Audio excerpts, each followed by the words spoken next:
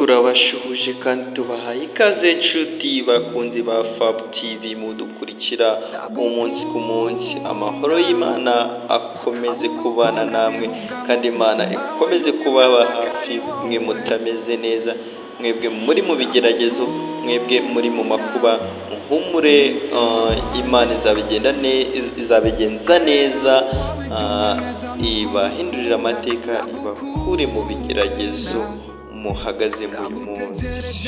Twihuse rero tugiye kukubwira inkuru itari nziza kuri uyu Kamikazi Dorcas uririmbana na Vestina na Ishimwe Vestina. Hashize iminsi rero havugwa inkuru zigiye zitandukanye kandi impimbano zitari ukuri ku mashusho media, ku ma YouTube. Noneho ubu ngubu haje kuba hasohoka ifoto Kamikazi Dorcas ari gusomana n'umuhungu, ariko iyi foto nk'uko twayirebye, nk'uko bigaragara ushobora kureba neza ugasanga ari byo, ariko byanga binoga aya makuru ntabwo ari impamo. Tugiye kuza rero tukubwire ibyo ari byo, tukubwire inkomoko cyangwa se uburyo iyi foto iri gucicikana n'ikigamijwe.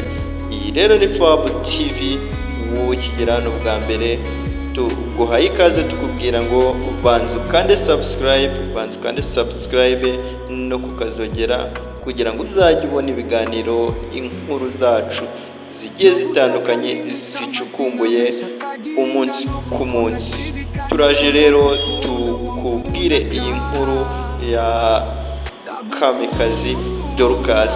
Ni inkuru ibabaje iri kuza kuba ibangamira ubwisanzure bw'aba bana bwa Dorcas na Vestina.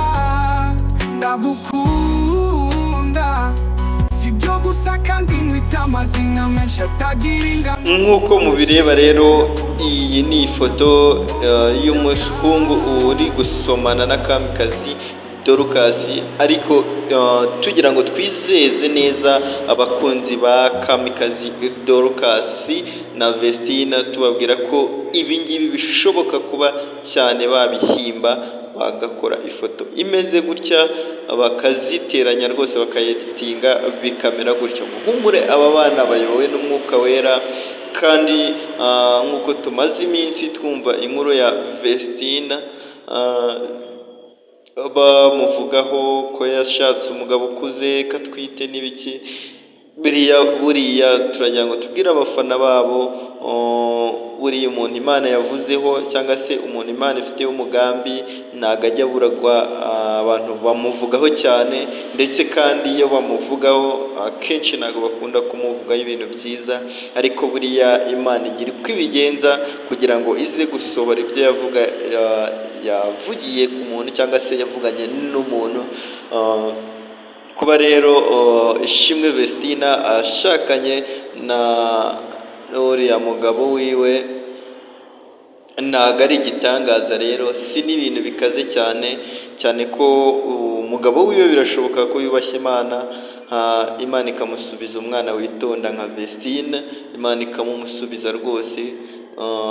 Kandi birashoboka ko Vestina Imana yashimye yuko ari uriya babana, kubera ko yasanze afite umutima mwiza, atunze Imana muri we.